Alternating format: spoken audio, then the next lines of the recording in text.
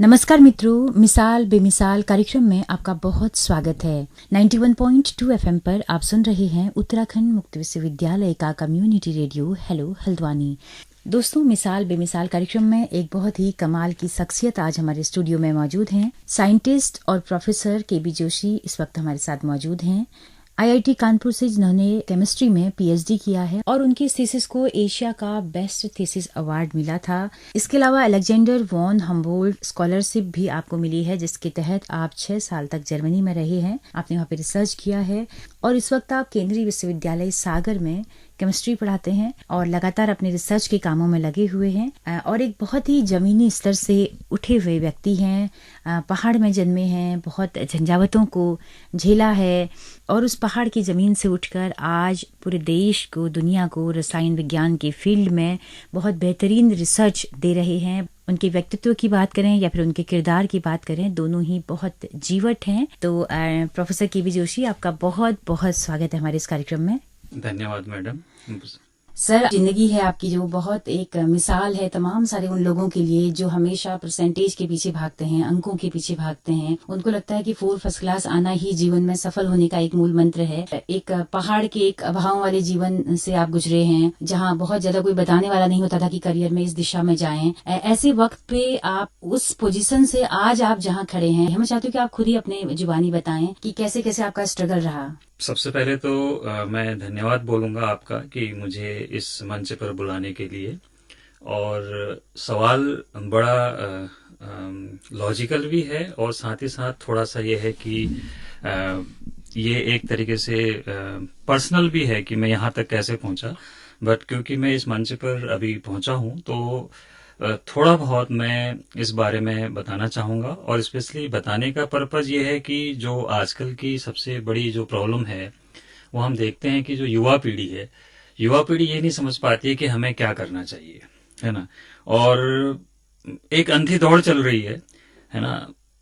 कहने में बड़ा शर्म सी महसूस होती है या कहने में बड़ी हिचक सी महसूस होती है कि जब हम ये बात करते हैं कि हर एक को जो है रातों रात अमीर बनना है, उसके हाथ में एक सेल फोन होना है, उसके पास एक 4 व्हीलर गाड़ी होनी है और भी इस तरीके की चीजें। मेरा कहने का मतलब आप समझ रहे होंगे। तो यहाँ से शुरू होता है। तो अगर मैं अपने जीवन की ही बात करूं तो जो मेरा जन्म, मैं आज भी उस चीज को कभी नहीं भूलता हूं। और मेरे पर मेरे दादा परदादा इन सब का आशीर्वाद है, माता पिता का तो है ही है ना। और भी मेरे जो मित्रगण लोग हैं और भी साथी जो हैं, वेलविशर लोग हैं, इन सब की शुभकामनाएं हैं, जिसके कारण मैं आज यहाँ पर बना हूँ और इसके कारण मुझे मोटिवेशन भी मिलता है और सीखने को भी मिलता है। तो शुरू करते हैं। मेरा जन्म जो है बेसिकली कपकोली गांव के जागेश्वर एक जगह है जो अल्मोड़ा जिले में आती है, वहां पर हुआ। तो बचपन से ही जुझारू नेचर रहा और सीखने की भी ललक थी। अपने दादाजी से बहुत कुछ सीखते थे।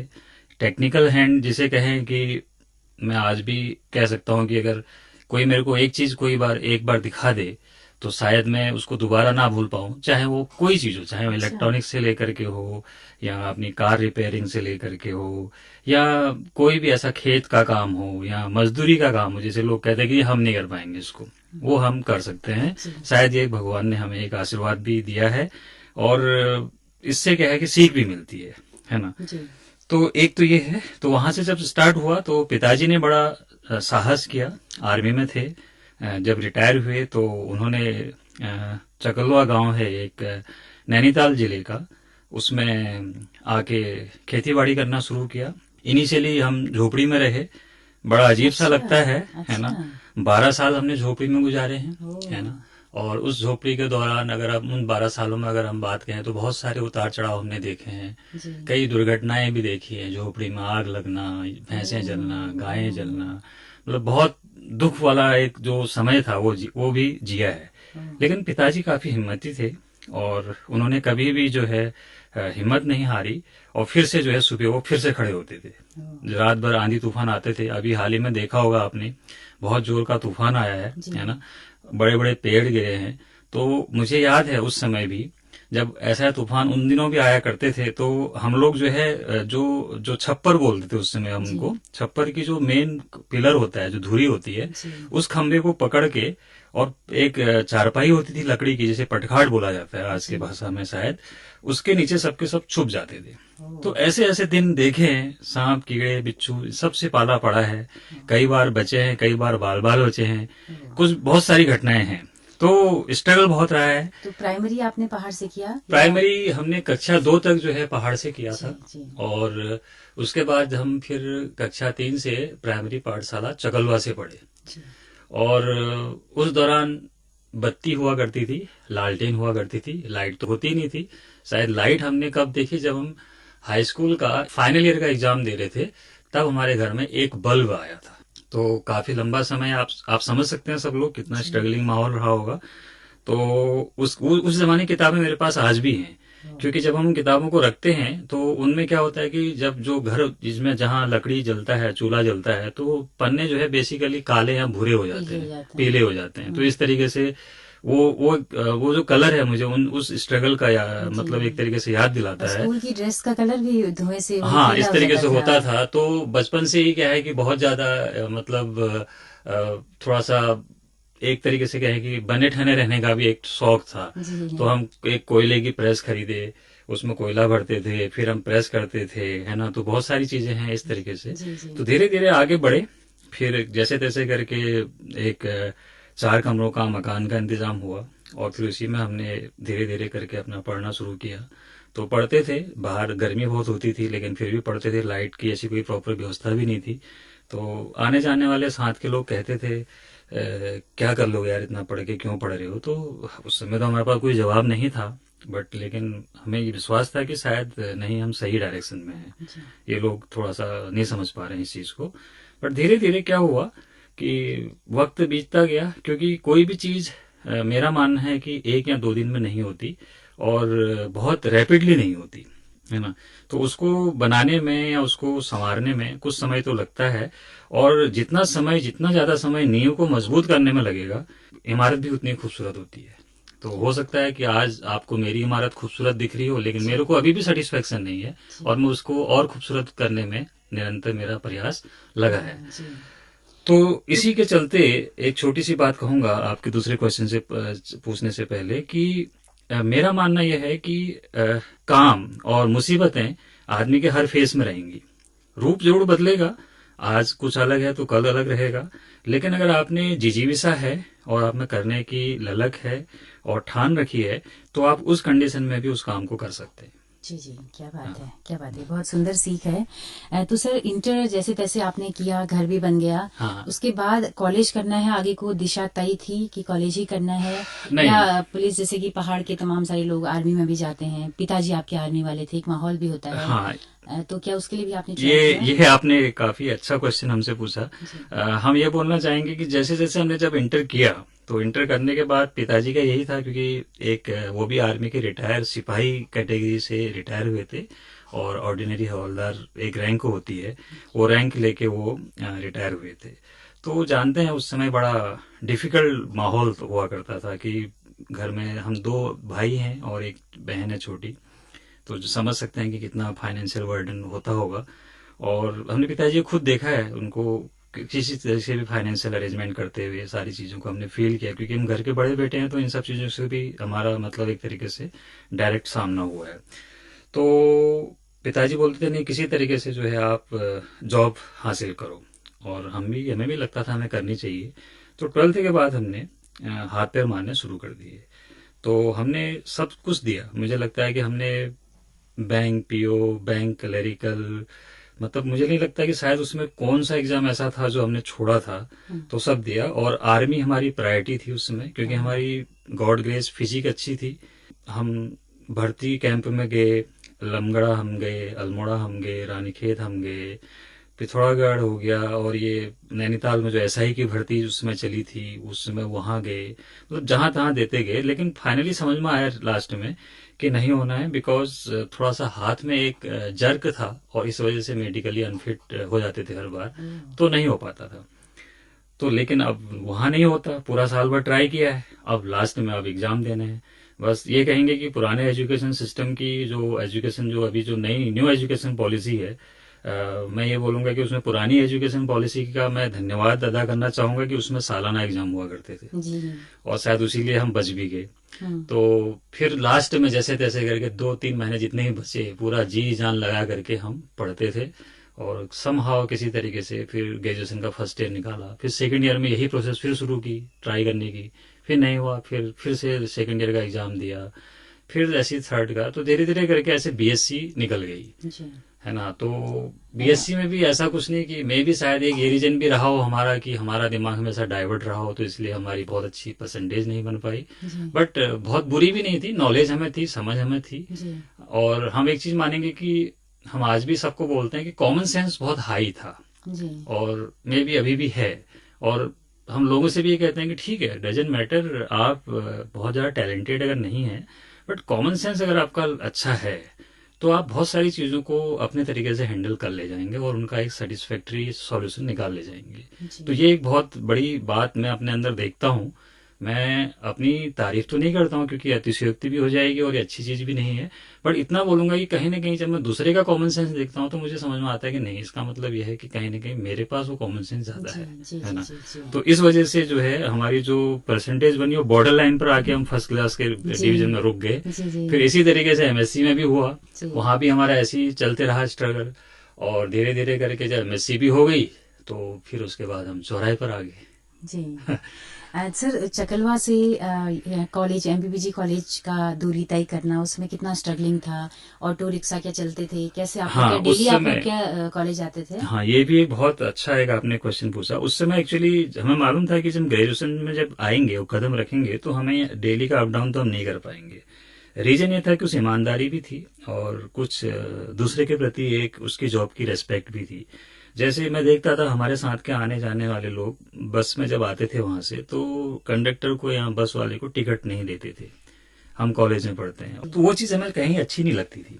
तो हमने क्या किया कि हमने वहां से 12th पास करने के बाद हमने अपना एक तरीके से बोरिया बिस्तरा पकड़ा और बाहर आ गए। तो हल्द्वानी सिटी में हम रहने लगे। उसमें हमारे एक मित्र हैं नरेंद्र सिजवाली जी, उन्होंने हमारी काफी मदद की और हमने उनसे काफी सीखा भी और आज भी सीखने को मिलता है बहुत सारी चीजें, उनके परिवार से भी और उनसे भी। तो स्ट्रगल उनने भी बहुत किया है, स्ट्रगल हम भी कर ही रहे थे। तो भाई ठीक है, जब लक्ष्य एक जैसा हो तो लोग दोस्त बन जाते हैं। तो वो भी हमारे एक अच्छे मित्र बन गए और काफी चीजें उनसे सीखी। तो समझ में आया कि नहीं, मतलब एजुकेशन को प्रायोरिटी देनी है। तो एजुकेशन को प्रायोरिटी देने के लिए हम जब हल्द्वानी आए तो उनका सहयोग मिला हमें, काफी ट्यूशन भी हमने पढ़ाया उन दौरान। तो ये आप लोग साथ कमरा शेयर करके रहे? शेयर करके तो नहीं रहते थे, हम अलग रहते थे, वो अलग रहते थे, क्योंकि उनके पास उनकी पूरी फैमिली थी, तो हम अकेले थे। तो लेकिन यह है कि अक्सर मिलना होता था, हफ्ते 2 दिन में 3 दिन में कभी न कभी मुलाकात हो जाती थी। तो तब थोड़ा सा सिंसियर, मतलब ज्यादा आप हाँ, सचेत होकर आपने पढ़ाई सचेत होकर पढ़ाई की, पढ़ाई की वैल्यू हमको समझ में आ गई कि पढ़ाई कैसे होती है बेसिकली, और उसको देखते थे। तो वो तो नेचुरल गॉड गिफ्टेड हमें लगता है आज भी, है ना। तो बट यह है कि सीखने को मिलता था कि हाँ नहीं, करना चाहिए। तो बस ऐसे ही बढ़ गया आगे, है ना। तो फिर वहां से जब आ गए तो समझ में आ गया कि जब अकेले रहते हैं, जब सारी चीजें अकेले करनी है, तो इसका मतलब सारे काम अकेले करने हैं, तो बहुत कुछ करना है। तो खाना भी बनाना है, खाना भी खाना है, बर्तन भी धोने हैं, फिर पढ़ाई भी करनी है, पढ़ाना भी है, पैसा भी कमाना है, घर को सपोर्ट भी करना है। तो it was a lot of work at that time. Sir, घर में पीछे भाई बहन कितने थे? वो उस वक्त क्या कर रहे थे? भैया छोटा था, बहन भी छोटी थी, वो भी जस्ट उसमें कोई एक शायद 12th कर रहा होगा, कोई जस्ट एंट्री किया होगा ग्रेजुएशन में, है ना। तो उनका उतना रुझान नहीं था, बट यह है कि सपोर्ट पूरा था उनका कि हाँ बड़े भैया कर रहे हैं तो इनको सपोर्ट करो। जी। तो एमएससी करने के बाद नेट और गेट का एग्जाम देना, ये सब चीजें क्लियर आपको हो गई थी? तो क्या सीधे आपने नेट क्वालिफाई आप हो गए थे या पीएचडी में एनरोल? नहीं, ये भी बड़ा एक स्ट्रगलिंग स्टोरी है इसके पीछे भी। जी। हुआ यूं कि जब हम एमएससी कर लिए, तो एमएससी करने के दौरान हमको अब ये समझ में नहीं आ रहा था कि what will be next. Chemistry से एमएससी करना हमारा एक ड्रीम था, तो क्योंकि केमिस्ट्री हम पसंद करते थे, और लेकिन उसके बाद आगे क्या करेंगे ये हमें समझ में नहीं आ रहा था। तो फिर हमारे पास एक ही चाह रहा था कि चलो ठीक है, समझ में नहीं आ रहा है, कोई बात नहीं, एक ऐसा स्ट्रगल करो कि ऐसा काम करो कि जिससे कि थोड़ा सा कुछ सपोर्ट हो जाए घर में। तो मुझे याद है कि जिस जगह में रहता था, तो उस जगह पर मैं सुबह 3 बजे उठ जाता था, और 3 बजे उठ करके मैं लगभग 4 बजे से ट्यूशन पढ़ाना शुरू करता था। जी। मॉर्निंग 4 o'clock से मैं ट्यूशन पढ़ाना शुरू करता था। ओह। तो मोहल्ले के बच्चे आ जाते थे, और थोड़ा सा बोलचाल और पर्सनैलिटी भी ऐसी थी कि बच्चे आ जाते थे, अच्छा मानते थे तो आ जाते थे। जी। और जितने भी वहाँ के उनके पेरेंट्स थे तो वो खुद कहते थे कि नहीं, हमारा बच्चा घर में नहीं पढ़ता, तो भैया आप इनको अपने वहाँ बुला लिया कीजिए। मैंने कहा ठीक है, कोई बात नहीं, हम बुला लेंगे। तो 4 बजे से हम पढ़ाते थे। और एक इत्तेफाक ये हो गया था कि उसमें जो सेंट पॉल एक कॉन्वेंट स्कूल है, जी। वहाँ पर हमने फिर एडहॉक में हमको अच्छा, 6 महीने के लिए जी। टीचिंग मिल गया था, पीजीटी टीचिंग। जी। तो वो किया हमने, और वो होता था हमारा लगभग 7 बजे से शुरू होता था, दिन के 1 बजे तक। तो 7 बजे तक जितना हमसे पढ़ाया जाता था मॉर्निंग में, उतना हम पढ़ाते थे। फिर जितना भी हम जितनी जल्दी अपना खाना वाना जो भी कर सके, या पहले इंतजाम कर लिया तो पहले कर सके, उसके बाद फिर हम ट्यूशन पढ़ाने, सॉरी, सेंट पॉल में पढ़ाने जाते थे, वहाँ पढ़ाया। तो वहाँ पढ़ाने के बाद फिर वहाँ के बच्चों को जब हमारी मतलब टीचिंग स्टाइल समझ में आई या उनको अच्छी लगी, तो वहाँ के बोर्डिंग स्कूल के बच्चों ने बोल दिया कि हम सर से थोड़ा केमिस्ट्री पढ़ना चाहते हैं। तो फिर वहाँ के बोर्डिंग स्कूल के बच्चे इमीडिएट आफ्टर, मतलब जब क्लास लीव होती थी तो उनको भी पढ़ाते थे हम। तो उनको पढ़ाने के बाद हमें लगभग 2-2:30 बज जाता था। जी। जब 2-2:30 बज जाता था, तो 2-2:30 बजने के बाद फिर हम घर आते थे। जैसे तैसे हमने लंच बनाया, सारा चीजें रेडी की। जी। फिर हम लगभग 3:30 या 4 बजे से फिर हम अपना पढ़ाई ट्यूशन पढ़ाना शुरू करते थे, और टिल 9 o'clock हम लगातार पढ़ाते थे। और 9 बजे, क्योंकि उन दिनों कंप्यूटर की भी हमें बहुत ज्यादा जानकारी नहीं थी, लेकिन कुछ सीखना था, तो इसलिए मुझे शायद याद नहीं है नाम, अगर बिग बाइट है, अगर मैं गलती नहीं कर रहा हूँ जी। तो बिग बाइट में वहां पर हम कंप्यूटर सीखने जाते थे। और हमारी हालत ये हो जाती थी कंप्यूटर सीखने के लिए, मेरे साथी भी रहते थे साथ में, जी। नरेंद्र भी रहता था जो मेरा जी। मित्र जी। है। जी। तो हम जैसे ही माउस पकड़ते थे, थोड़ी देर में हम थोड़ा बहुत चलाया हमने, उसके बाद हम वहीं पर नींद आ जाती थी। ओह। तो 1 घंटा हम सोते थे वहां पर, उसके बाद एक हाँ, बहुत पहाड़ सा काम उस समय काम था। कंप्यूटर हुआ हाँ करता था। हाँ, तो ये सारी चीजें सीख करके जो जी। भी हम इस दौरान अर्न कर पाए, उस जी। अर्निंग से हमने थोड़ा सा अपने घर की कंडीशन सही की, ये सारी चीजें, क्योंकि बहुत रिनोवेशन की जरूरत थी उसको, जी। ये सारी चीजें, तो उसको स्टेब्लिश करना था हमको, वो जी। स्टेब्लिश किया। बट जो नेट एंड गेट की जो इससे जुड़ी कहानी है, अब ये हुआ ये कि जब हम इतना सब कर चुके, तो हमारे जो और मित्र लोग हैं वो सब दिल्ली मूव किए, नेट जीएस, एक नेट और गेट या सिविल सर्विसेज की तैयारी के लिए। जीएस राय एक जगह है। लोग बड़ा अजीब लगता है कि लोग हरिद्वार को, मैं शायद माफ कीजिएगा मुझे अगर कोई ये बात अगर किसी को गलत लग रही हो, या और भी तीर्थ स्थली है उनको लोग अपना तीर्थ स्थल मानते हैं, लेकिन आज के दिन में अगर कोई मेरे से पूछा जाए कि तुम्हारा तीर्थ स्थल क्या है, तो मैं जीएस राय दिल्ली को बोलता हूँ। क्या बात है। उसका रीजन यह है कि वहां से मैंने बहुत कुछ सीखा। और जब हम यहाँ से गए, तो उस समय भी वो भी बड़ा एक क्वेश्चनेबल, एक चैलेंजिंग टास्क था। मेरे जब पिताजी को ये पता लगा कि मेरा बेटा जीएस राय दिल्ली जाना चाहता है तैयारी करने के लिए, तो उस समय पैसे में सब अपने लगा चुका था घर पर, अब मेरे पास कुछ भी पैसा नहीं था, लेकिन सारे मेरे साथी लोग मूव कर रहे थे और मैं अकेला रह रहा था।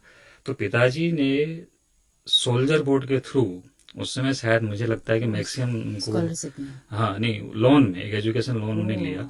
उस लोन के थ्रू मेरे को लगभग 30 से 40 हजार रुपया दिए, और बोले बेटा तू पढ़ने चले जा। तो हम जब वो पैसे को पकड़े, तो हम बयान नहीं कर सकते उस मोमेंट हमारे लिए कैसा था। और शायद उसी मोमेंट या उसी स्टेप की वजह से आज मैं यहाँ पर हूँ। नहीं मूव हुआ था तो शायद मैं नहीं हो पाता आज, है ना, बहुत डिफिकल्ट होता। तो ये सब जब हुआ, तो हमने उसी दिन ठान लिया कि ये हो तो गया, लेकिन ये पैसा मेरे लिए एक अमूल्य है, और इसका मैं डेफिनेटली कहीं ना कहीं आपको रिटर्न जरूर दूंगा, ठीक है ना। तो शायद मैं आज ये मन में ठान लिया हाँ था। उसी कोशिश में लगा हूँ। और गए वहाँ, खैर दूर के ढोल सुहावने होते हैं, बहुत सारी चीजें हैं बीच की, लेकिन अगर नेट से में बात करें तो वहां पर भी बहुत कुछ सीखा। और फिर नेट एंड गेट क्लियर किया। फिर उसके बाद हम आईआईटी कानपुर अप्लाई किए। ट्राई तो हमने बहुत जगह किया, लेकिन आईआईटी कानपुर जब हम अप्लाई किया, तो वहीं से हमको सबसे पहला इंटरव्यू कॉल लेटर आया। हमने इंटरव्यू दिया और सेलेक्ट हो गए। और मेरे जो गाइड उसमें मिले मेरे को, प्रोफेसर संदीप वर्मा, जो आज के साइंस के फील्ड में स्पेशली अभी वो SERB, science engineering board research Delhi, DST के सेक्रेटरी हैं। और इतने बड़े आदमी के साथ एक काम करने का मौका मिला, तो ये तो मेरे लिए एक बहुत बड़ी एक आशीर्वाद कहें या ब्लेसिंग कहें जी या जी इसको या भगवान की देन कहें, ये मैं शब्दों में बयान नहीं कर सकता। जी जी जी। हाँ, तो सर कौन सा दौर ये रहा होगा, किस सन की बात है? 90s की? ये है एमएससी हमारी थी 1998 की, 2000 की। जी एमएससी हमने जब की तो 2000 में की, और उसके बाद 2003 में हमने पीएचडी एडमिशन लिया, 2003 दिसंबर में, और 2008 में हम पीएचडी पास आउट हो गए थे। जी। हाँ, तो कैसा था वो लम्हा जब आपका एडमिशन वहाँ हुआ? घर वालों पे जो था उनका रिएक्शन? बहुत खुशी थी, क्योंकि आईआईटी जैसे इंस्टीट्यूट में एडमिशन लेना मतलब मिल जाना एक तरीके से एक ऐसे माँ बाप के लिए जो जो बिल्कुल भी एजुकेशन से अनभिज्ञ हैं, जिनको पता ही नहीं कि एजुकेशन क्या होती है, जी जो एक तरीके से बहुत ज्यादा जानते भी नहीं है कुछ भी, है ना। जी जी तो उनके लिए एक बहुत बड़ी बात थी। जी। हालांकि बड़ी बात भी क्या है कि उनको पता ही नहीं था कि क्या आईआईटी होती है, लेकिन बिल्कुल। जब मैंने उनको समझाया तो तब उनको समझ में आया, हम्म। और काफी खुशी का माहौल भी था। और उसके बाद उनका जो मेरे ऊपर विश्वास था वो लगातार बढ़ते गया, और आज भी वो है।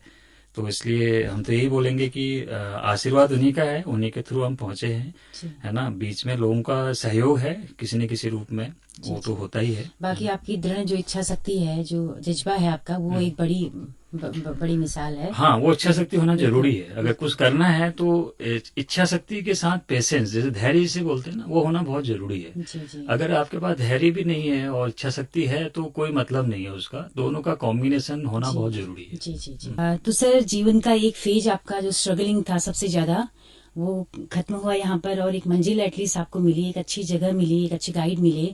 तो वो जो सफर था फिर पीएचडी का, रिसर्च का, आईआईटी का जो माहौल था, वो सब कैसा बीता? वेल, आईआईटी के बारे में हमने पहले थोड़ा बहुत सुना था, लेकिन मेरे मामा जी कहा करते थे कि माहौल होना बहुत जरूरी है। तो समझ में उसमें नहीं आता था कि माहौल क्या होता है। मुझे ऐसा लगता था कोई भी आदमी कहीं से भी कर सकता है, अगर उसके अंदर इच्छा शक्ति है तो वो कहीं से भी कर सकता है। लेकिन हाँ, प्रैक्टिकली जब चीजों को देखा तो लगा कि नहीं, माहौल एक बहुत बड़ी इम्पोर्टेंट चीज है जो शायद होना जरूरी है। और वो चीज मैंने वहाँ आईआईटीज में देखी। आईआईटीज का जो एजुकेशन सिस्टम है, या उनका जो एक अपना एक माहौल जिसे बोलते हैं एजुकेशनल एनवायरनमेंट है, वो टोटली डिफरेंट है ना। आपके बाहर के सिस्टम से। नॉर्मली जैसे हम अपनी यूनिवर्सिटी की बात करें या किसी और इंस्टीट्यूट की बात करें, उन लोगों का इतना स्ट्रगलिंग फेस है, दे आर हाईली फोकस्ड। दिन रात वो अपने टॉपिक पर या अपनी प्रॉब्लम्स पर या अपने जितने भी उनके एक्सपेरिमेंट उनको दिए जाते हैं उस पर वो फोकस होते हैं, उस पर एक्सपेरिमेंट करते हैं। एंड लेबोरेटरी है या उनके जो क्लासरूम है या लाइब्रेरी है, 24/7 आवर्स खुली हुई है। तो इसका मतलब यह है कि इससे साफ समझ में आता है कि मतलब वो कितना ओपन है एजुकेशन के लिए और कितने जागरूक हैं, जो कि नॉर्मली हम अपने उसमें नहीं देखते। हम तो सुबह 9 बजे आते हैं, ऑफिस खोला या और सिस्टम खोला जो भी है आपका, चाहे वो एक बड़ा यूनिवर्सिटी सिस्टम हो चाहे कुछ हो, और शाम को 5 या 6 बजे हमने बंद कर दिया। तो जब इस तरीके से काम होगा तो ये फिर इसमें सिर्फ आप क्लरिकल जॉब ही कर सकते हैं और बिल्कुल कोई जॉब नहीं कर सकते हैं और कोई काम नहीं कर सकते हैं। बिल्कुल। लेकिन जहाँ रिसर्च एंड एजुकेशन, जहाँ सोसाइटी के लिए कुछ कंट्रीब्यूट करने की बात आती है, वहाँ फिर आदमी को 24/7, जैसे एक मूवी थी a soldier never on holiday, oh, तो ऐसे ही एक मैं ये बोलूंगा कि जैसे एक एजुकेशन है या एक प्रोफेसर है, तो ये लोग भी मुझे लगता है कि कभी छुट्टी पर नहीं होने चाहिए, नहीं रहने चाहिए, नहीं ओह, होते हैं। क्या बात है। क्योंकि उसका डायरेक्ट इम्पैक्ट सोसाइटी के लिए है। क्योंकि सोसाइटी में टीचर की वैल्यू बहुत ज्यादा है ना। लेकिन ये बड़ा एक दुर्भाग्य की बात है कि हमारे जो सिस्टम है इसमें टीचर को इतना महत्व नहीं दिया जाता है। और वो टीचर अलग बात है, वो प्रोफेसर हो चाहे वो एक प्राइमरी स्कूल का टीचर हो, है तो वो शिक्षक ही, है ना। वो अलग बात है, उनके काम भी थोड़ा सा अलग अलग बटे हुए हैं।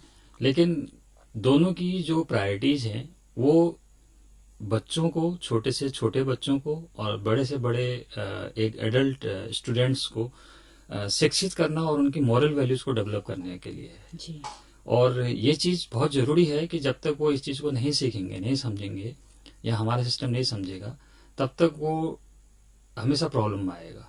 क्योंकि बिना टीचर के जैसे गाइड कहते हैं, गाइड का रोल हमें हमें तुम्हें समझ में नहीं आता था पहले कि हम सोचते गाइड गाइड है, गाइड तो कोई भी हो सकता है। ऐसा नहीं है, गाइड का रोल बहुत इंपॉर्टेंट है, चाहे वो किसी भी फॉर्म हो, चाहे वो पिताजी के फॉर्म में हो, चाहे वो आपके सिस्टर के फॉर्म में हो, चाहे वो आपकी वाइफ के फॉर्म में हो, चाहे वो आपके भाई बहन के फॉर्म में हो, उनका रोल बिल्कुल अलग है ना। और अगर वो गाइड के रूप में काम करता है तो उसका साफ साफ रिफ्लेक्शन समझ में आता है कि गाइड की इंपॉर्टेंस होती कितनी है। ये बहुत जरूरी है और इस चीज को समझना मेरे ख्याल से बहुत जरूरी है लोगों के लिए कि गाइड को गाइड नहीं समझें, वो तो पूरा एक मार्गदर्शक है आपके जीवन का, है ना, अगर ट्रू गाइड मिल जाए तो। जी। हाँ। तो सर आपको जो गाइड मिले, कैसे आपको गाइडेंस मिली कि किस टॉपिक पे रिसर्च करनी है और क्या टॉपिक आपका था रिसर्च का जो कि एशिया की सबसे बेस्ट थीसिस अवार्ड आपकी थीसिस को मिला है? तो किस टॉपिक पे था, क्या उससे समाज को आपने नया क्या करके दिखाया?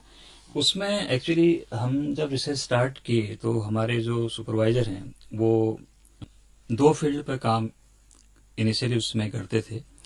एक तो न्यूक्लियर बेस्ड केमिस्ट्री, थोड़ा सा एक स्पेशलाइज हो गया ये टॉपिक, और दूसरा एक पेप्टाइड बेस्ड केमिस्ट्री। तो इसके बाद जो हमको जो काम दिया गया वो पेप्टाइड से रिलेटेड दिया गया। तो हम जो वो नॉर्मली काम करते थे वो काम हमारा ये होता था कि हम जो बायो इंस्पायर्ड पेप्टाइड हैं, फॉर एग्जांपल जैसे एल्जाइमर्स डिजीज है, पार्किंसन डिजीज है, आपने गौर किया होगा कि एक सर्टेन एज बाद आदमी जो भी जितने भी ओल्ड एज पर्सन हैं उनके हाथ पैर बहुत ज़्यादा सेक करते हैं, हिलते हैं और चलने में डिफिकल्टी होती है, मूवमेंट प्रॉब्लम होती है। तो वो एक प्रोटीन डिसऑर्डर है ना। तो प्रोटीन की मिसफोल्डिंग ब्रेन में हो जाती है, that is the neurological disorder we call it. और इससे वो न्यूरोलॉजिकल डिसऑर्डर क्यों होती है, किस कारण से होती है, कौन से उसमें बेसिक कंपोनेंट हैं जो इसको इनहेंस करते हैं, तो इस टॉपिक पर मेरा काम था। और उस काम को मैंने छोटे छोटे शॉर्ट पेप्टाइड के फ्रेगमेंट में उस मैकेनिज्म को समझने की कोशिश की, and up to some extent मतलब हमने उसको समझा। और शायद इसी बेस पर कुछ कंट्रीब्यूशन हमारा, मैं तो ये नहीं कहूँगा कि सिग्निफिकेंट कंट्रीब्यूशन रहा, बट कुछ कंट्रीब्यूशन रहा। तो जिस वजह से जो है कि हमको शायद ये जो अवार्ड है ये मिला, क्योंकि हमारे जो शोध पत्र हैं, जो पब्लिकेशन हैं, ये अच्छे इंटरनेशनल रेप्यूटेड जर्नल हैं उसमें प्रकाशित हुए। और अभी भी हम कर रहे हैं काम। अगर मेरा आप वेब पेज भी देखेंगे या वेबसाइट देखेंगे तो एनीवन कैन विजिट, है ना। और अभी तो सर ये इन बीमारियों के बारे में नई चीजें आपने पहली बार इस तरह से खोजी कि किन वजह से ये होता है? हाँ, नहीं पहली बार तो नहीं कहेंगे कि ऑलरेडी एग्जिस्ट तो थी, काम पूरे वर्ल्ड वाइड में सब जगह चल रहा है, ठीक है ना। लेकिन कंट्रीब्यूट कौन किस फॉर्म में कर सकता है वो एक ये था। तो मेरा जो कंट्रीब्यूशन था वो थोड़ा सा एक नए तरीके का था। हम जो काम करते हैं वो एक शॉर्ट पेप्टाइड फ्रेगमेंट के रूप में काम करते हैं। उसमें हम छोटे छोटे मॉलिक्यूल को बनाते हैं, बहुत बड़े नहीं, और उन मॉलिक्यूल से एक बेसिक मैकेनिज्म को आइडेंटिफाई करते हैं कि ये प्रोटीन में कैसे ये हो रहा होगा, है ना। बट आजकल क्या है कि जो केमिस्ट्री एडवांस हो गई है या जो साइंस एडवांस हो गई है उसमें लोग प्रोटीन मिसफोल्डिंग पर ही काम करना शुरू कर दिए हैं। बट उसका एक अलग इम्पैक्ट है और इसका एक अलग इम्पैक्ट है। इसका इम्पैक्ट कैसे है, जैसे हम ये बताएं कि ठीक है, आप एक बड़े सिस्टम को जब एनालिसिस करोगे तो उसके लिए आपके पास सोफिस्टिकेटेड इंस्ट्रूमेंटेशन सेंटर होना जरूरी है जी। उसके लिए आपके पास मशीनें होना जरूरी है, इंस्टीट्यूट में लगभग सारी फैसिलिटीज होना जरूरी है, तभी आप उसको रन कर पाओगे, तभी आप उसको स्टडी कर पाओगे। बट हमारे वाले में क्या प्लस पॉइंट है कि हम जो है, अगर हम छोटी सी लेबोरेटरी हमारे पास है, बहुत अच्छा सपोर्ट नहीं है कहीं से इंस्ट्रूमेंटेशन का या और भी स्टेट ऑफ आर्ट फैसिलिटीज का, तो हम इस छोटे सिस्टम से ही अप टू सर्टेन एक्सटेंट हम किसी भी प्रॉब्लम को समझा ले जाएंगे। और बाद में जब हम उसे लिटरेचर सर्वे करके देखेंगे कि जो दूसरी जगह पर जो हाई लेवल पर रिसर्च हुई है वो दोनों ही एक ही बातें कह रही हैं, तो इससे एक प्राउड फीलिंग होती है कि इसका मतलब हाँ, हम भी उसी कंक्लूजन पर निकल जा रहे हैं, वो भी उस कंक्लूजन पर पहुंचे। जी। हाँ। सर कितना वर्ष लगा इस थीसिस को पूरा होने में? लगभग 4.5 वर्षों का समय था। अच्छा।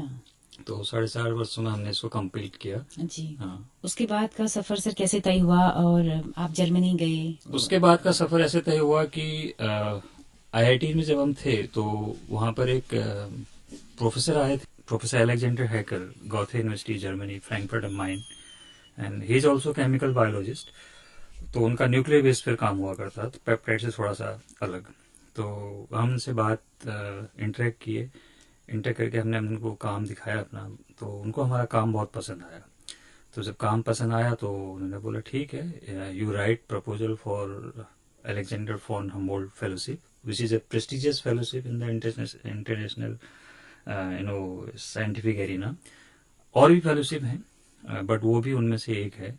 तो पहले तो मैं हेजिटेंट हुआ कि मैं इतना बड़ा प्रपोजल लिख पाऊंगा या कर पाऊंगा, नहीं कर पाऊंगा, but he supported me a lot. And उसके बाद फाइनली समझ में आया कि हाँ, कैसे बहुत हेल्प की, कैसे प्रपोजल बनाना है, क्या बनाना है।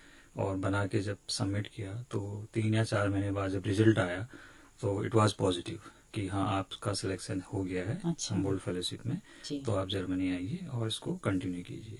तो फिर हम जर्मनी गए, 15 मार्च 2009 को हम जर्मनी गए और हमने वहाँ पर काम शुरू किया और वहाँ की लैंग्वेज भी सीखी, क्योंकि वो एक फेलोशिप का एक इम्पोर्टेंट एंड मैंडेटरी पार्ट था जी।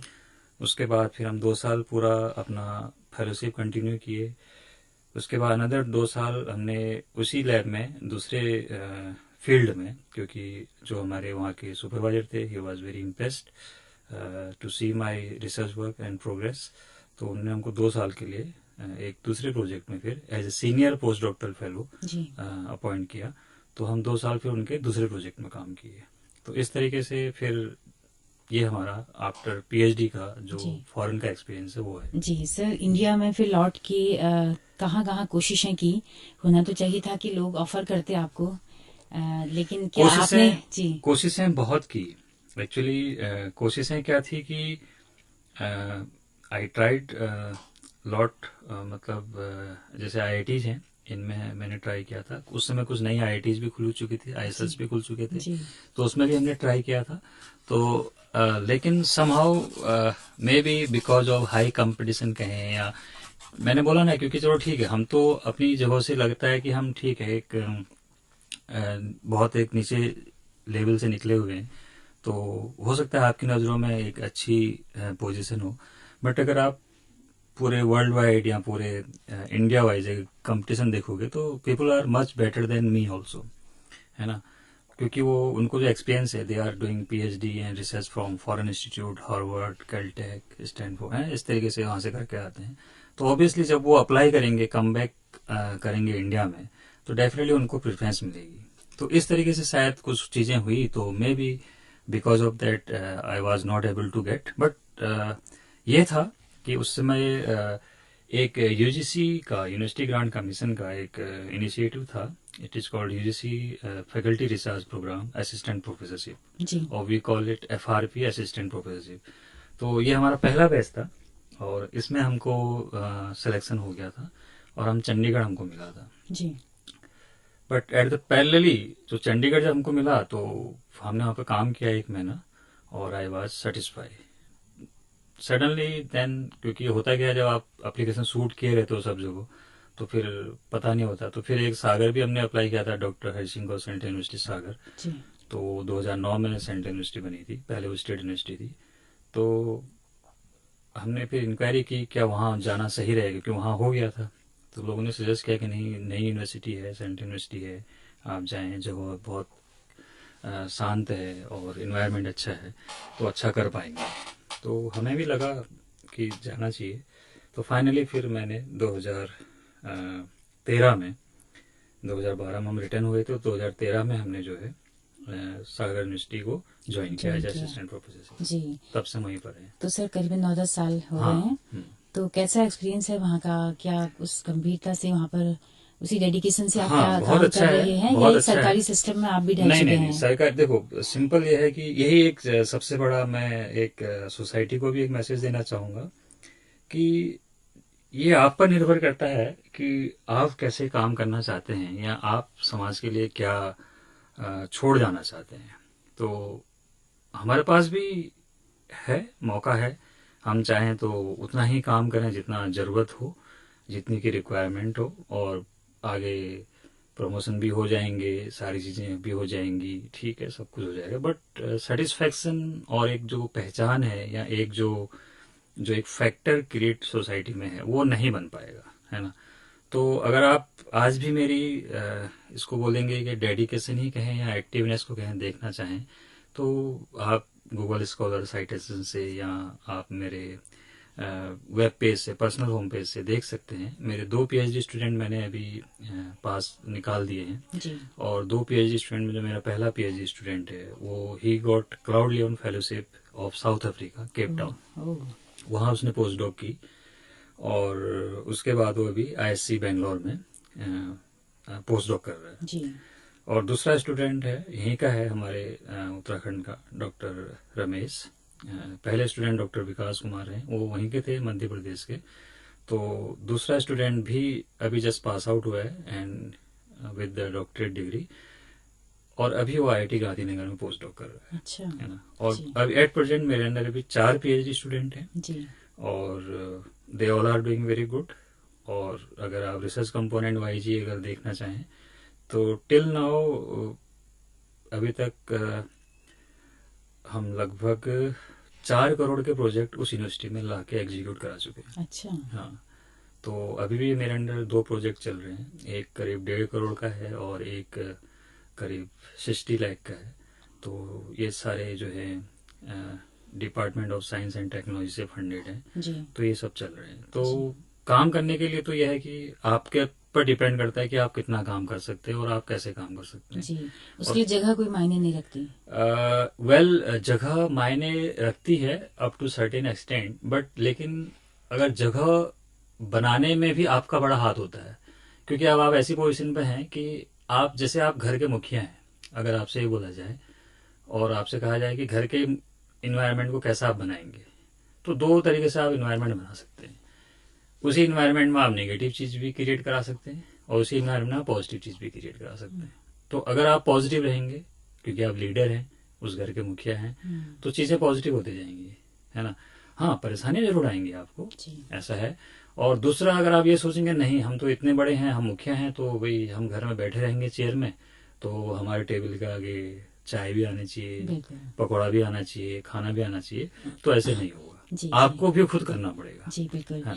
तो सर आगे फ्यूचर में क्या प्लानिंग्स हैं, क्या संतुष्टि है, सेटिस्फेक्शन है कि बहुत कुछ कर लिया है? नहीं, सेटिस्फेक्शन तो जिस दिन हो जाएगा तो उस दिन तो फिर हमारा काम रुक जाएगा, खत्म हो जाएंगे। है ना। तो सेटिस्फेक्शन तो नहीं है कि बहुत कुछ कर लिया है, जबकि हाँ, बल्कि एक स्पार्क और मिल गया है कि हाँ, जो अभी तक नहीं सोच पा रहे थे, जो अभी तक नहीं कर पा रहे थे, वो मिल गया है। तो इसका मतलब यह है कि जो आगे की जो राहें हैं वो थोड़ा सा और इंटरेस्टिंग होंगी, बट विद चैलेंज। और काम करने का तो मौका तो बहुत ज्यादा है और काम करने के स्कोप भी बहुत ज्यादा है, क्योंकि आइडियाज बहुत ज्यादा है।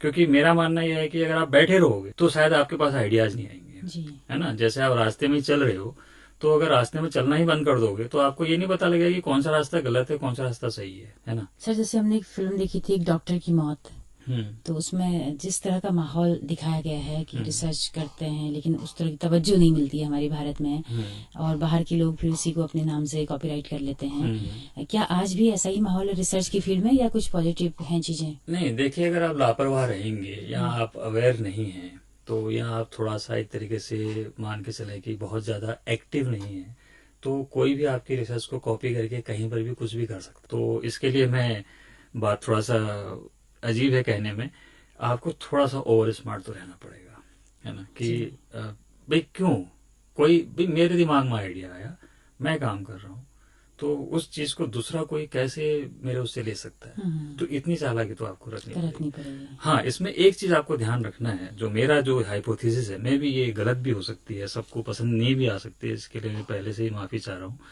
कि हम किसी का नुकसान नहीं करेंगे, लेकिन हाँ, हम अपना नुकसान भी नहीं होने देंगे। जी, ये अच्छी थ्योरी है। हाँ। बिल्कुल।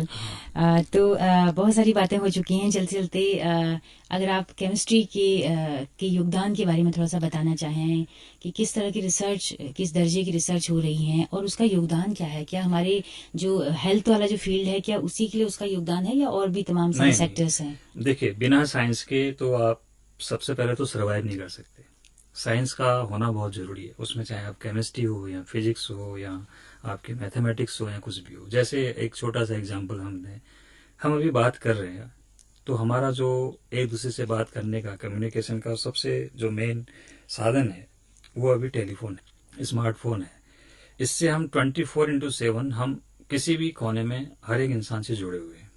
हमारी लाइफ में कुछ ईजनेस आ गई है, कुछ चीजें हमारी सरल हुई हैं और कुछ चीजें हमारी फास्ट हुई हैं।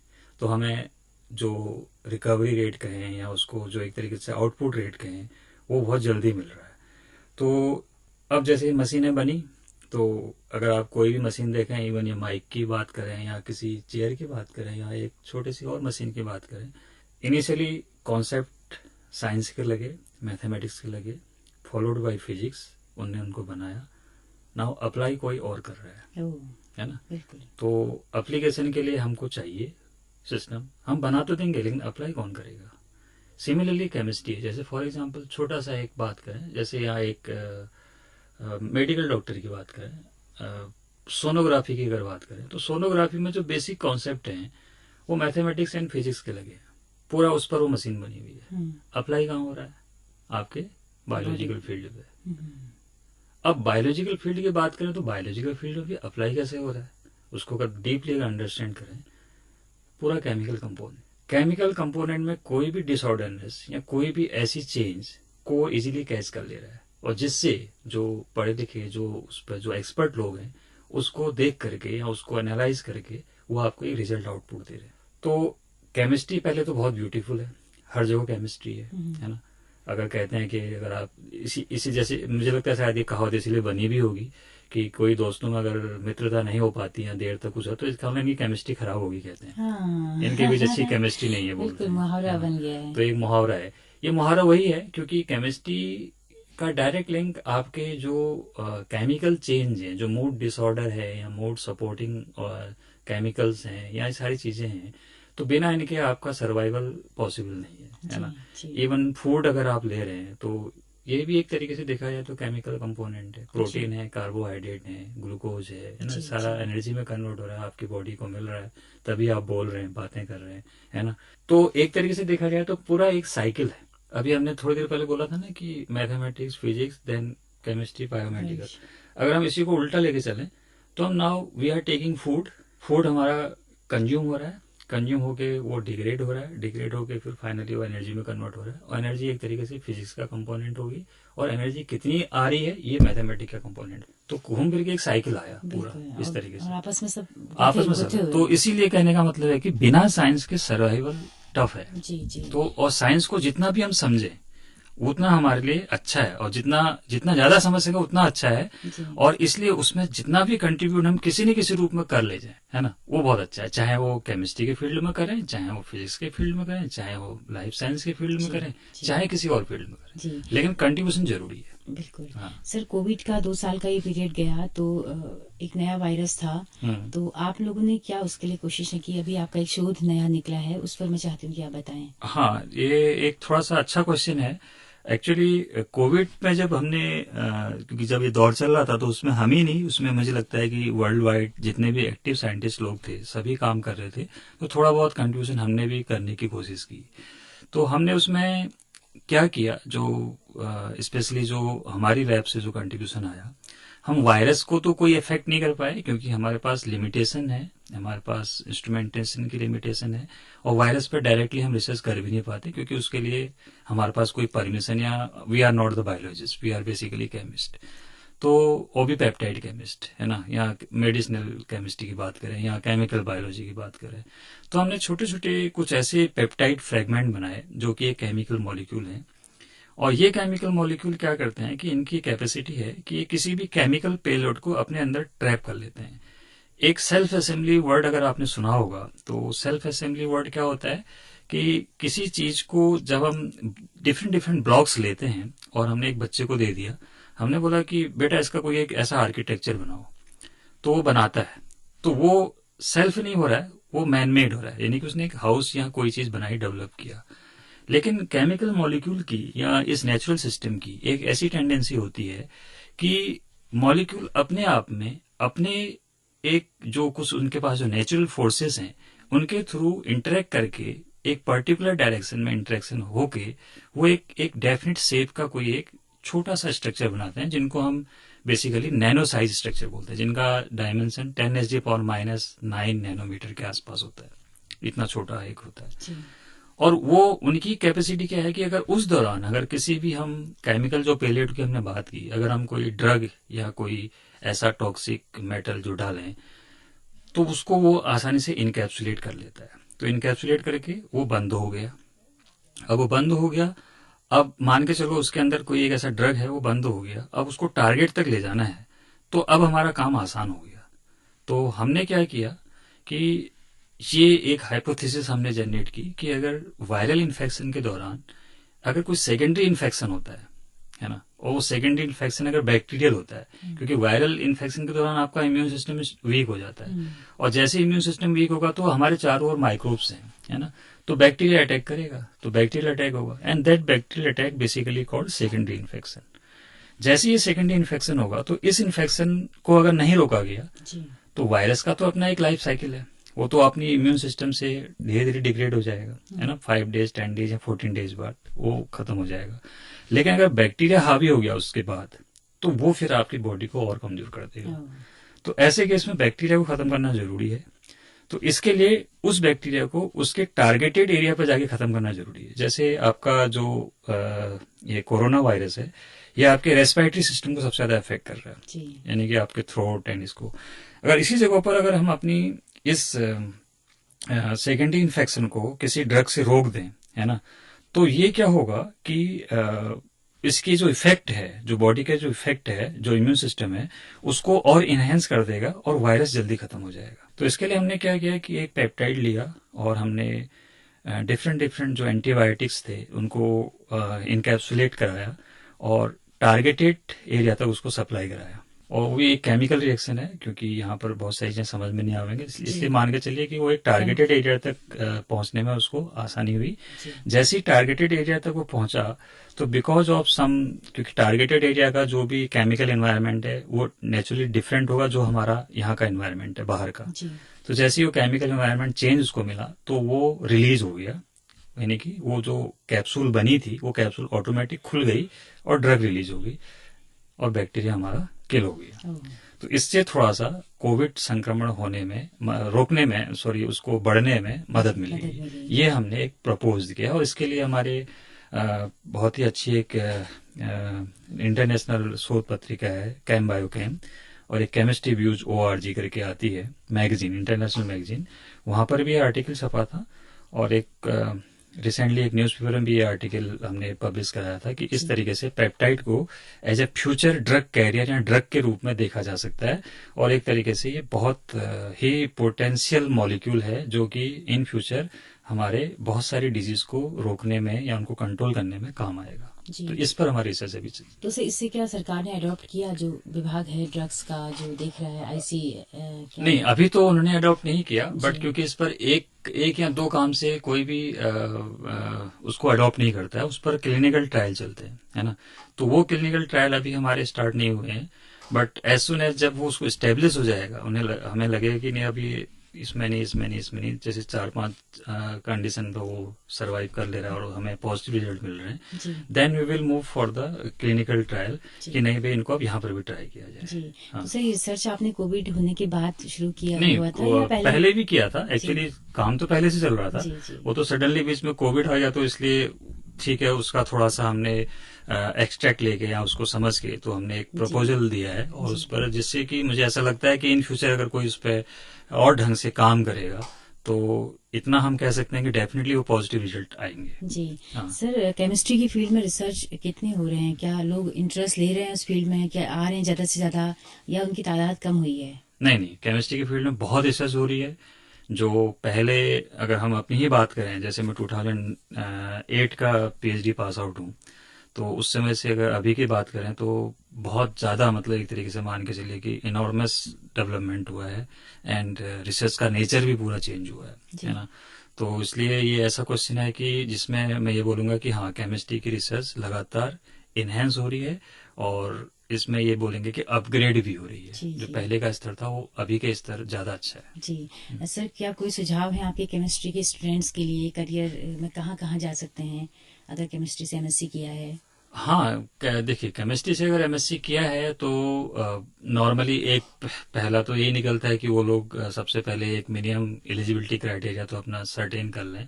अब सभी तो खैर क्वालिफाई नहीं कर पाएंगे, बट इतना है कि जैसे आपका CSIR नेट है, UGC नेट है, और गेट एग्जामिनेशन है, बहुत सारी जैसे TIFR के एग्जामिनेशन है ना।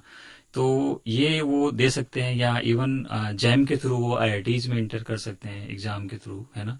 तो और अगर कैरियर उनको लेट्स से फॉर एग्जांपल उनको PhD या रिसर्च फील्ड में नहीं जाना है, तो they can contribute in somehow chemical industry, क्योंकि अभी केमिकल इंडस्ट्री को बहुत ज़्यादा ज़रूरत है motivated and young talented students की, या यंग जनरेटेड जो जनरेशन वाले जो पीपल हैं, इनकी ज़्यादा ज़रूरत है, क्योंकि उनको भी वहाँ पर अब आप मान के चलिए कि आज के दिन में मार्केट में आपने शायद पता नहीं नोटिस किया कि नहीं किया, एक टैबलेट थी जिसमें कोविड चल रहा था, it is called Zincovit, vitamin tablet थी। तो जिंकोविट टैबलेट मिलना मार्केट में बंद हो गया था। एजिथ्रोमाइसिन एक कॉमन एंटीबायोटिक यूज की गई थी इस समय कोविड के समय, जो कि सेकेंडरी इन्फेक्शन को रोकने के लिए थी। तो वो मिलना बंद हो गई थी, वो नहीं आ रही थी, क्योंकि हर कोई एक जो थर्ड वेव जो आई थी इसकी कोरोना की, जिसमें बहुत सारी नुकसान भी हमारे लोगों को हुआ, उस समय अगर आप नोटिस करेंगे तो वो ड्रग की एक तरीके से डिफिशियंसी हो गई थी मार्केट में। तो अगर हमारे पास वर्किंग हैंड नहीं होंगे, है ना, जो कि काफी जो प्रैक्टिकली जो काफी साउंड है ना, जो आसानी से होता है ना, जैसे किचन में जैसे आप कभी काम करते हैं, तो अगर आप काम करने जाएंगे और आपकी बच्ची काम करने जाएगी, तो डेफिनेटली आप सब्जी रोटी आधे घंटे में तैयार करके दे देंगे और बच्ची आपको 2 घंटे में तैयार करके देगी, और मे बी वो भी उतना अच्छा नहीं हो पाएगा। सेम थिंग यहाँ भी है, अगर किसी का टेक्निकल या प्रैक्टिकल हैंड बहुत अच्छा है, तो ऐसे यंगस्टर की जरूरत है आज भी फार्मा कंपनी को, है ना, और केमिकल कंपनियों को, जैसे BASF है, सिप्ला है, ल्यूपिन है, रेनबेक्सी है, रेडीज है, बहुत सारे। तो क्या उन्होंने क्या नया कोई, मुझे याद है कि शायद जिंक और उसका कुछ कॉम्बिनेशन की कोई दवा नई बाजार में उतरी थी उस वक्त। हाँ, मुझे दवा का नाम तो याद नहीं है, बट हाँ वो उतरी थी, तो उसका फिर सब्स्टिट्यूट ने दिया था कि इस तरीके से हो जाए, क्योंकि जिंक डिफिशियंसी, जिंक का एक सर्टेन अमाउंट बॉडी में होना बहुत जरूरी था उस समय, तो जिससे कि बॉडी के इम्यून सिस्टम को स्ट्रॉन्ग कर रहा था। जी। तो प्रोफेसर KV जोशी, बहुत सारी बातें आपने बताई, बहुत अपना जीवन का अनुभव। कुछ और हमारे तमाम युवाओं के लिए आपके सजेशन हो, सुझाव हो, कोई आपका? बस यही है कि जितनी भी हमारा कहने का एक जो यहाँ पर अभी जो सार है वो ये है कि no one can stop you, अगर आप डिटरमाइंड हैं अपने लक्ष्य के प्रति, चाहे वो किसी भी रूप में हो, चाहे वो काम कोई भी हो, डजेंट मैटर। ये आप ये कंपेयर मत करें कि हम प्रोफेसर हैं तो चलो ठीक है इसकी लाइफ तो आसान होगी, ऐसा नहीं है। कोई भी काम है, स्टार्ट करने में प्रॉब्लम जरूर आती है ना, बट अगर आप उस पर कंसिस्टेंसी बनाए रखें, दैट इज वेरी इंपॉर्टेंट, है ना। जैसे हालांकि उसके काफी वर्जन और आ गए हैं, लेकिन वो वर्जन अभी भी उतना ही सॉलिड है, उतना ही स्ट्रांग है। जैसे कछुआ और खरगोश की कहानी है कि निरंतरता, किसी भी काम में अगर आप लगातार बने रहे, है ना, तो पिच पर बने रहना बहुत जरूरी है, पिच पर से हटना जरूरी नहीं है। जिस दिन आपने सोच लिया कि चलो ठीक है यार अब बहुत हो गया, अब नहीं होता कुछ, अब मुझे हट जाना चाहिए, तो उस दिन आप आउट हो गए। तो आपको पिच से आउट नहीं होना है, क्योंकि आप जिंदगी में आउट नहीं हो रहे हैं। और ये नहीं सोचना है कि भाई मेरी उम्र इतनी हो गई है, अब मैं क्या करूं, छोड़ रहने दो, कोई ऐसा कुछ नहीं। करने की, सीखने की, है ना, कोई उम्र नहीं होती, किसी भी उम्र में शुरू किया जा सकता है ना, और किसी भी उम्र में आगे बढ़ा जा सकता है। और न जाने कब आप किसके लिए क्या मोटिवेशनल फैक्टर लेके तैयार हो जाए, है ना, और यही जरूरी है हमारी सोसाइटी के लिए। जी। चलते चलते आप अगर बताना चाहें कि आपका जो एक दौर था अभावों का, आपने जैसे जिया, आज के युवाओं के लिए आप एक सरप्लस में मानते हैं कि वो सुविधाएं उनको मिली हुई हैं, और कितना बदल गया पहाड़, समाज कितना बदल गया? आज के युवाओं के मैं तो ये बोलूंगा कि उनको तो ब्लेसिंग है ना, उनको बहुत सारी चीजें ऐसी भी मिल गई हैं जो शायद हमने उस समय कभी कभी सोची भी नहीं थी, कभी कल्पना भी नहीं की थी, लेकिन उसके बावजूद भी उन चीजों का सदुपयोग नहीं हो पा रहा। तो ये होना बहुत जरूरी है। चीजें मिलना और चीजें होना ये कोई प्रॉब्लम नहीं है, ये बहुत अच्छी बात है कि उनको चीजें मिल गई हैं, हो रही है, ठीक है, वो फैसिलिटी में है, वो उनके पास सारी चीजें हैं, बट उनका वो कितना सदुपयोग कर पा रहे हैं वो बहुत जरूरी है। तो किसी भी चीज का सदुपयोग करना जरूरी है। और हाँ, उसके साथ एक सबसे बड़ी चीज जो मैंने अपनी लाइफ में इम्प्लीमेंट की है और अभी भी करता हूँ, कई बार ब्रेक होता है तो दुख होता है, लेकिन फिर शुरू कर देता हूँ दूसरे दिन से, सेल्फ डिसिप्लिन। सेल्फ डिसिप्लिन से बढ़कर मुझे लगता है कोई भी दूसरी चीज नहीं है। अगर वो आपने अडॉप्ट कर ली और वो आपने सीख ली कि आपको कब क्या कैसे कैसे करना है ना, तो मुझे लगता है कि फिर आप पूरी दुनिया को जीत ली हो। जी। उसके अलावा और कुछ भी नहीं। ठोक पीट के आप अनुशासन नहीं ला सकते हैं। नहीं, मतलब ही नहीं। आपको अपना आपको अगर किसी की जरूरत पड़ी अनुशासन लाने के लिए, या कोई आप ये सोच रहे कोई होता तो मैं तब करता, तो ये कभी पॉसिबल नहीं हो पाया, क्योंकि जो आजकल इतना लोगों के पास अभाव है कि मतलब इतना टाइम की कमी है कि कोई भी आपको नहीं कर, और इवन टाइम की कमी नहीं, मतलब सिस्टम ऐसा हो गया कि हर चीज का वो पैसा लेंगे फिर आपसे। अगर आप फॉर एग्जाम्पल, जैसे लोग अपनी बॉडी को ध्यान नहीं देते हैं, है ना, फिटनेस का ध्यान नहीं देते हैं, जिम में जाने की बात करते हैं, है ना, लेकिन वो जिम में क्यों जाते हैं? क्योंकि उनको ये समझ में नहीं आ रहा है कि वो अकेले में कर पाएंगे, इसीलिए वो दूसरे का सहारा ले रहे हैं। और उसका सहारा ले रहे हैं तो जिम वाला तो पैसा लेगा ही लेगा, वो फ्री में आपको देगा नहीं। तो आपके दो लॉस एक साथ हो रहे हैं, है ना। अगर उसी चीज को आप सेल्फ डिसिप्लिन में ले आओ कि नहीं मुझे ये करना है, तो आपको पास वो कंडीशन कभी आएगी नहीं। और यही चीज उसी चीज में नहीं लानी है, ये चीज आपकी हर चीज में लानी है। तो धीरे धीरे करके और आज के यूथ के पास ये थोड़ा सा इसकी कमी, इसकी थोड़ा नहीं, इसकी बहुत कमी है, बहुत कमी है। उनका लाइफ स्टाइल बहुत अजीब सा है, रात के 2-2, 3-3 बजे तक नहीं सोना, है ना, बड़ी अजीब। कोविड के दौरान में तो मैं खुद भी अपने कई साथियों से बड़ा नाराज रहता था कि रात भर जो है नेटफ्लिक्स में मूवी देखना, बैठे रहना, पढ़ना नहीं, लिखना नहीं, कुछ नहीं करना, मतलब एक बड़ा अजीब सा माहौल। तो वो बड़ा कहीं ना कहीं हमें खराब लगता था कि नहीं, ऐसा नहीं होना चाहिए, ये दिक्कत वाली चीजें है ना। तो क्योंकि जब आप टाइम पर कोई चीज नहीं करोगे तो उसका इम्पैक्ट भी आगे दूसरे दिन पूरा खराब होना है। अगर आप रात के 2 बजे 3 बजे तक नहीं सोओगे तो ऑब्वियसली आप जो है सुबह को 12 बजे से पहले नहीं उठ पाओगे, तो आपका दिन ही 12 बजे हो रहा है सुबह। तो इसका मतलब सारी चीजें लेट हो रही हैं, तो बायोलॉजिकल सिस्टम भी डिस्टर्ब हो रहा है। एक हमारे मित्र हुआ करते थे जियासराय में, जब हम कभी रात को बहुत देर तक पढ़ लेते थे 3-4 बजे तक, तो बड़ा नाराज रहते थे हमसे, बोलते कैसे आदमी हो तुम लोग, सृष्टि के बिल्कुल विरुद्ध चल रहे हो, है ना। तो उस समय तो हम उसको मजाक में लेते थे, लेकिन जब आप आज उसको समझते हैं और उनके कॉम्प्लिकेशन या उसके कॉन्सिक्वेंसेस को हम जानते हैं, तो हमें लगता है कि नहीं, वो कितनी बड़ी बात बोलता था उस समय हम समझ नहीं पाते थे, ठीक है ना, कि सृष्टि के बिल्कुल विरुद्ध चल रहे हैं। हमको बोला गया है कि रात को 10 बजे बिस्तर पर हो जाना चाहिए, हम हो रहे हैं रात के 12, 1 बजे, 2 बजे, 3 बजे, कोई मतलब ही नहीं है ना। ये सारी चीज तो बहुत सुंदर, बहुत ही वैल्यूबल बातें आपने बताई, धन्यवाद। और बहुत मिसाल हैं, हम सब, हमारे तमाम श्रोताओं को इससे काफी सबक मिले होंगे, काफी सीख मिली होंगी, ऐसा हम उम्मीद करते हैं।